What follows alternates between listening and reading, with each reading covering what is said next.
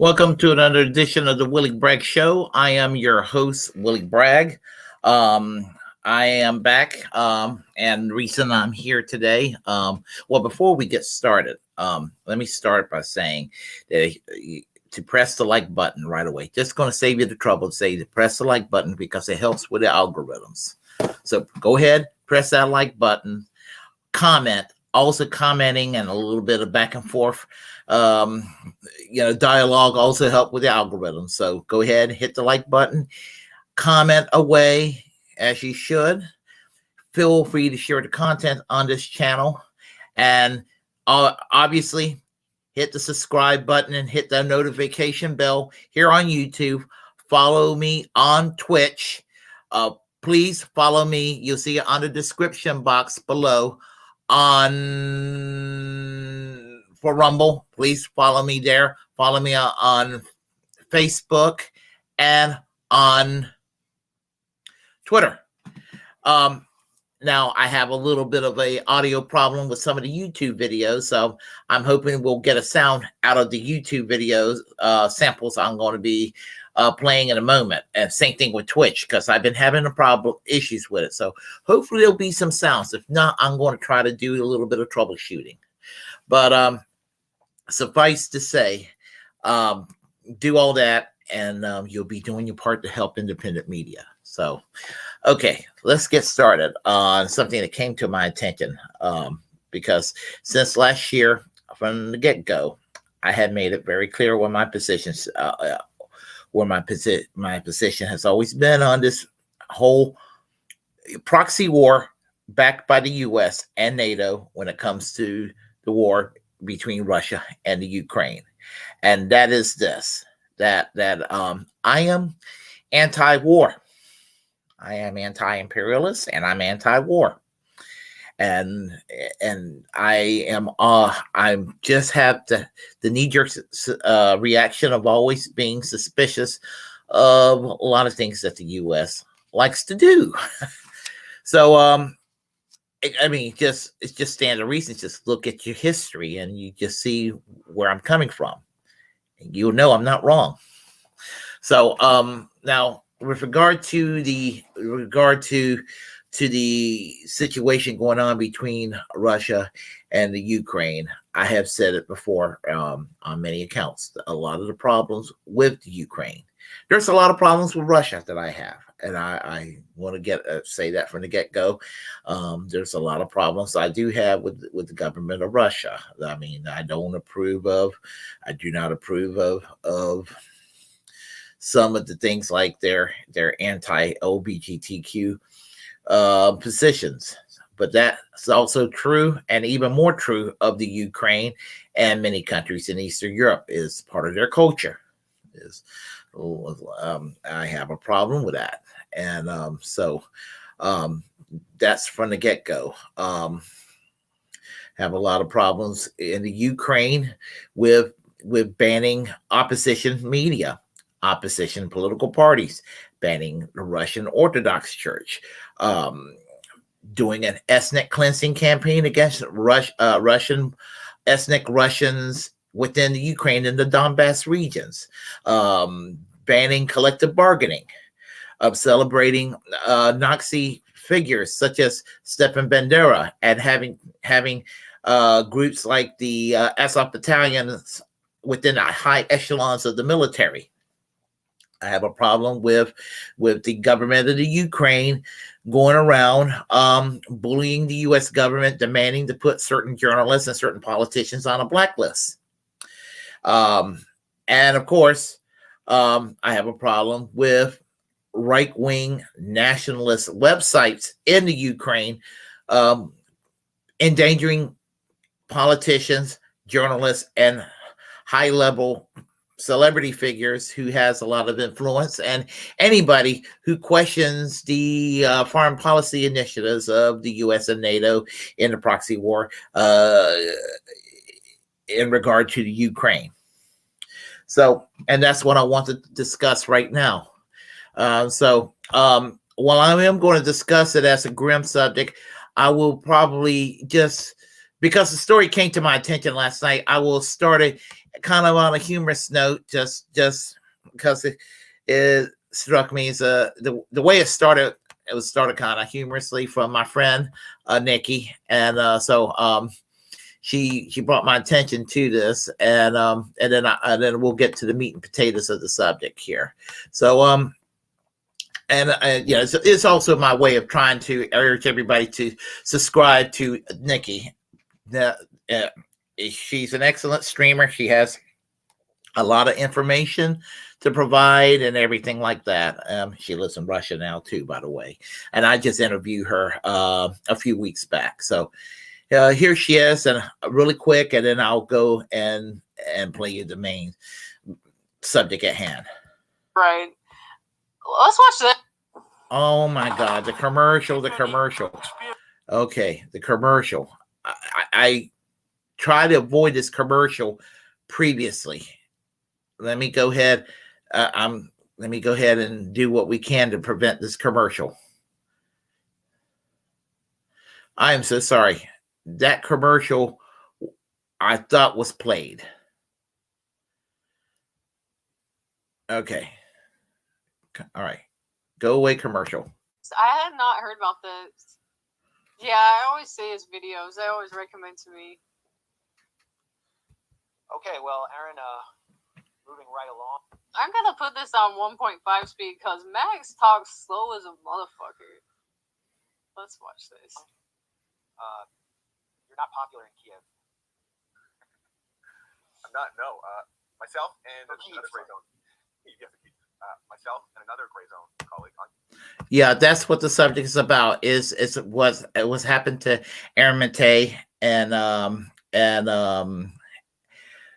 Anya Parampil of the Grayzone, and Max Blumenthal and Aaron Mate decided to have a discussion on it. So in the description box, I am going to give y'all the link to Nikki, so y'all can go ahead and follow her on Twitch, because I do think that she has good information and good stories and good material to provide for you all. So it's just my way of giving a good plug for Nikki. So she's awesome, and I urge each and every one of y'all to go follow her on YouTube and Twitch and on Twitter as well. So, okay, so let's get to the Grayzone, and we'll go ahead and discuss this right now. We'll let Max Blumenthal and Aaron Mate discuss this, and then I'll share a few words afterwards. Okay, so is everything ready? It looks like it's ready, so we're ready. All right, take it away, Max and Aaron. Okay, well, Aaron, moving right along. You're not popular in Kiev. I'm not. No. Myself and another Grayzone. Yes, a Kiev. Myself and another Grayzone colleague, Anya Parampil, we just apparently got added to what's called the Ukraine kill list. This is a list maintained by. This comes from the. I haven't followed this too closely. This comes from the Ukrainian government, right? This list. Yeah, I mean the Ukrainian Interior Ministry supports this list. Someone who's listed as an advisor to the Ukrainian Interior Ministry. His name is Anton Gerashenko, and he's played a particularly pernicious role in the post-Maidan government ever since 2015, 2014. Is an open supporter of this website, and he participates in the blacklisting, and he helps propagate, names. If someone gets added to it, he'll put it out on his own Telegram channels and the Interior Ministry's channels. And it definitely works with the Ukrainian SBU security services. Beyond that, Aaron, it's kind of a mystery. It lists Langley, Virginia as one of its locations in the upper right-hand corner of the site, but it's sort of a mystery who's behind this. Yeah, well, that's right. Well, let's take a look. I mean, so both Anya and I don't know when this happened, but both Anya and I were recently added to it. I don't know why you didn't make it, Max. You must be feeling a little left out. But I do. I mean, that was my first reaction. Yeah, there's Anya. They at least chose a decent photo of her. Yeah. There it is. So there's Anya on the list. And who else is on this list? I know Roger Waters was on this. Well, can we get yours up there? Scott Ritter, yeah. Let's get mine as well. Let's see here. So that was Anya's, and this is mine.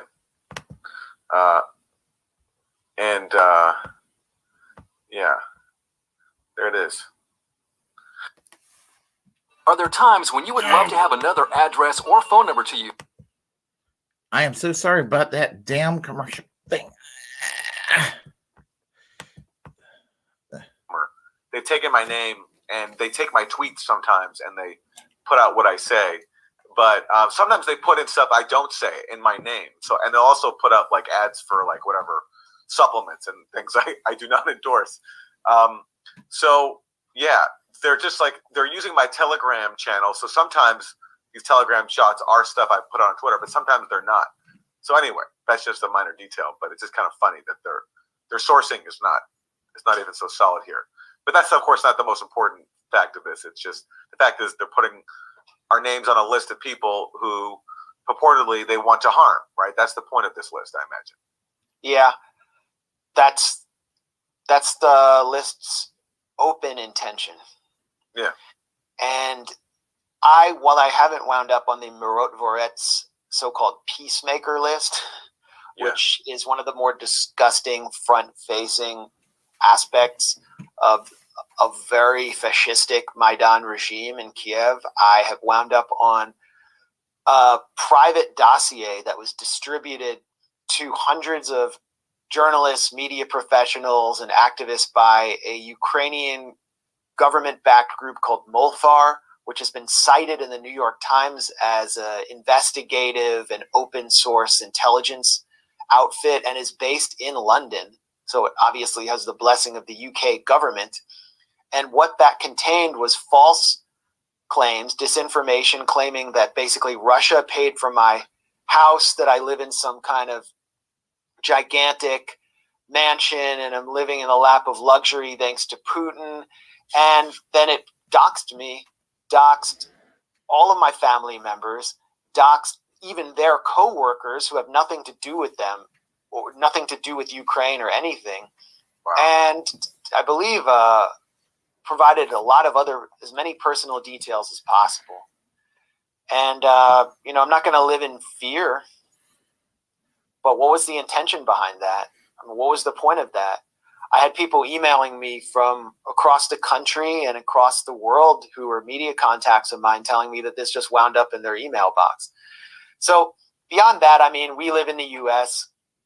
It's a whole lot less likely that we're going to be subjected to violence than people in Ukraine, like Oles Buzina, who was murdered by SBU-backed Nazi thugs in the streets of Kiev after being placed on Myrotvorets, the kill list. And, Oles Buzina was a major journalist and commentator inside Ukraine who opposed the post-Maidan junta. This is from UNESCO. Director General condemns killing of Ukrainian journalist Oles Buzina.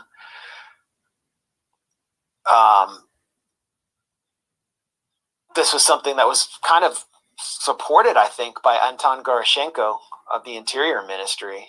Said, all these people who tried to oppose the Maidan uprising or whatever, revolution of dignity, as he called it, they're getting iced. That's what this is about. Then you have Daria Dugina, who was killed in a car bombing, probably intended for her father, Russian nationalist philosopher Alexander Dugin. Here's her listing on the Ukrainian kill list. Liquidated, eliminated. After she was killed, it was listed eliminated. And that really speaks to the intention of this website, which is to kill political figures, intellectuals, writers. And we've seen so many assassination attempts on Vladimir Tatarsky, for example, in St. Petersburg, on writers, reporters, and people who are supporters of Russia's military campaign inside Russia. But if you're inside Ukraine, you're pretty much a sitting duck, and you got to get out of there. And so many people have been killed, arrested, tortured, who are opponents or critics of the Maidan regime, including human rights activists, including anti-war activists like Ruslan Kotsaba, who I actually had the pleasure of meeting a few weeks ago in Washington, D.C., who is a Ukrainian journalist and anti-war activist who suffered a number of attacks inside Ukraine at the hands of ultra-nationalist and Nazi, government-backed Nazi forces. This is after he was assaulted in June of 2021. He's from the Ukrainian pacifist movement, which encourages people to reject conscription into the Ukrainian military to participate in the war in Donbass against then people who were fellow Ukrainians. And he was attacked at a train station. They poured green paint on him. He's been attacked ever since 2015. And I'm hoping to interview him here at the Grayzone, just so people understand what kind of democracy Zelensky is representing inside Ukraine. It's a democracy where every opposition party, every socialist party, every Eurosceptic party, every party that does not fit into the Maidan regime has been officially banned and outlawed. Where the main party of opposition party, Patriots for Life, has had dozens of members disappeared or assassinated or physically assaulted, dozens and dozens and dozens. Its leader, Viktor Medvedchuk, was jailed by the Ukrainian SBU in 2022 and basically detained in a dungeon. This was Zelensky's main presidential rival. All opposition media is outlawed. But yet, recently, somehow on the Press Freedom Index, Ukraine managed to move up. This just happened last week or a few weeks ago. On whoever releases the Global Press Freedom Index, Ukraine's position somehow moved up. I don't know who was responsible for that decision, but that's such a farce. And all this, everything you're talking about, it just underscores that when the U.S. and media pundits here talk about, siding with Ukrainians, what they mean is siding with Ukraine's far right, because those Ukrainians who favor peace, who don't want to see their country turned into a U.S. proxy and then destroyed, all of those have been shunned, and even people close to Zelensky. And I've told this story before about Sergei Soboko, who was a close friend of Zelensky's. He was former comedy producer when Zelensky was an actor. Worked with him very closely on his shows. And he's from the Donbass. And after Zelensky was elected in 2019, he appointed his friend Sergei Soboko to Ukraine's National Security and Defense Council. And Soboko's mandate, as he said, was to basically promote dialogue between, Western Ukraine and the Donbass, where this rebellion was taking place in the aftermath of the 2014 coup.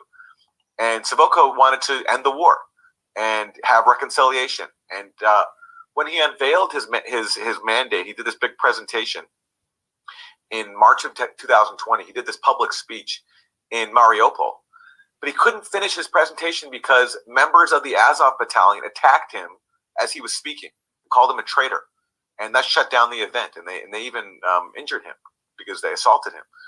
And what did Zelensky do? He fired his friend. He didn't stand behind him. He fired him.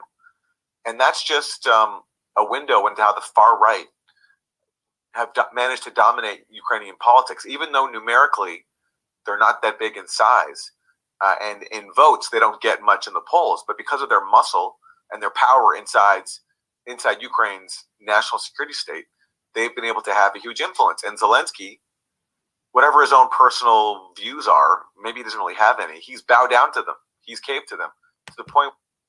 And there's more, and I will be glad to leave y'all the link for the whole thing, for the whole conversation that's being had here. But just wanted to give y'all a good feel of this interview right there, and I want to share a few words on this.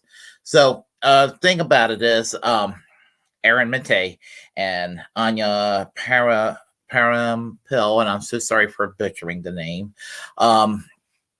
are now the latest on the kill list. And there are other people here in the United States who are on the kill list. These names include Henry Kissinger, of all people, with people from the Grayzone. And that is an ideological chasm, if there ever was one. It's not just the movement is right wing in the Ukraine, this nationalist movement, and which is really strange because here in the United States, a lot of self-proclaimed progressives are all about this war in the Ukraine, and you know, it's almost as if they think this is rekindling the patriotic spirit during World War II, or this is something akin to supporting the Republican forces in Spain in the 1930s. And there's no such a thing. There's no comparison to it. None. So yeah, Henry Kissinger, Noam Chomsky, Scott Ritter, Chris Hedges, people like that. Again, Anya Parampil, Aaron Mate, Jackson Hinkle's was added on the list recently. So you have Tulsi Gabbard, you have Rand Paul, you have Glenn Greenwald. These are some of the Americans who are on this horrible kill list. You have people, like Gerhard Schroeder of Germany, the former chancellor of the German Federal Republic, who's on this kill list. Mainstream political figures, okay? Mainstream political figures are on this kill list, and some people are questionable. They're on this kill list, but not, like someone like a Henry Kissinger type or what have you, someone like Alexander Dugin type, who's one could argue could be possibly worse than a Henry Kissinger type who is still alive. And I don't want anybody who's on this kill list to die, because that's just horrible. I mean, I'm opposed to anybody killing anybody for any reason. So that's something I would just want to just get out into the open and state my position on this. So basically, I want to go and go into this website. Well, I'm going to give you basically. Well, yeah, let's go into the website. So that's probably the thing. I'll show you what the website looks like. This horrible website. And it is hosted in the United States of all places. And that's really deeply offensive to me. It is. So right here it is, as you can see. And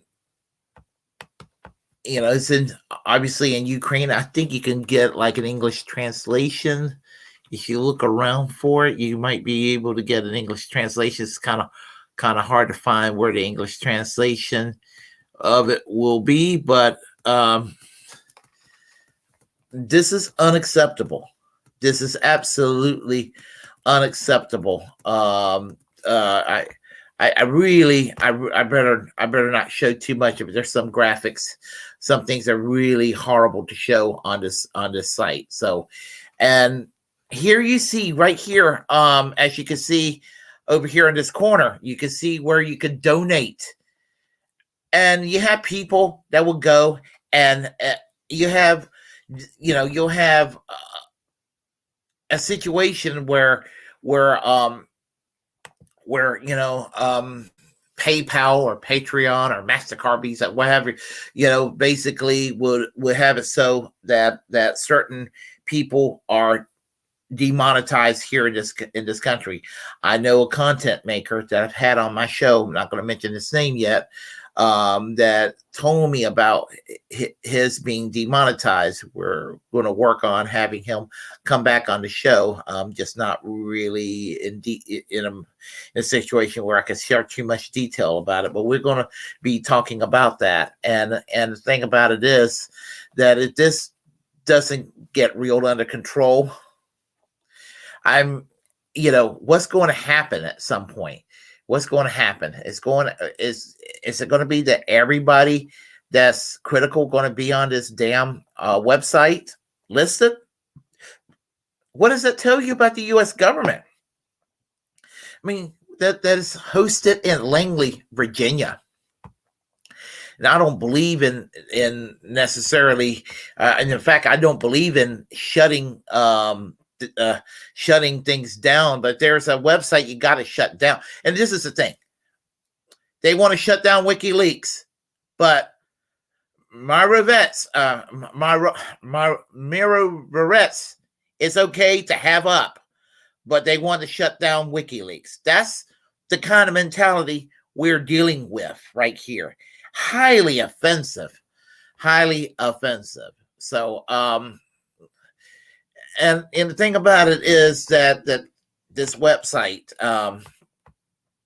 it is nationalist, it's right wing, it is outright fascist, and it's being basically tolerated by our government, our country, and we should just be demanding that this website be taken down. And I don't think it's too much to ask for this website to be shut down. This website's been up since December 15, 2014. And, the thing about it is, I'm a socialist. And who are the people politically who are suffering ideologically? I'm talking about on an ideological level. Who are the ones who are being persecuted in the Ukraine? It is the political left. Now, with regard to the Grayzone, the First Lady Alenska, Volodymyr Zelensky's wife, she pressured last year. She pressured the Web Summit that was hosted in Lisbon, Portugal, to disinvite and ban the Grayzone. Last year, when the Biden administration was in the process of creating the Disinformation Governance Board, the Ministry of Truth, quote unquote, reminiscent of 1984, George Orwell.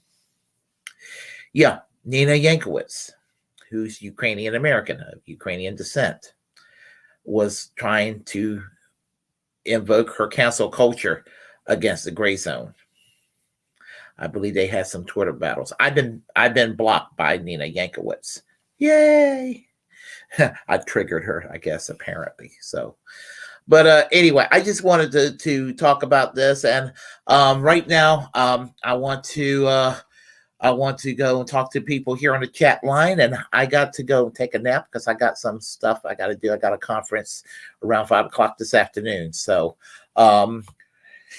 okay. Janine, Queen of Tart, said, hi, how are you doing today?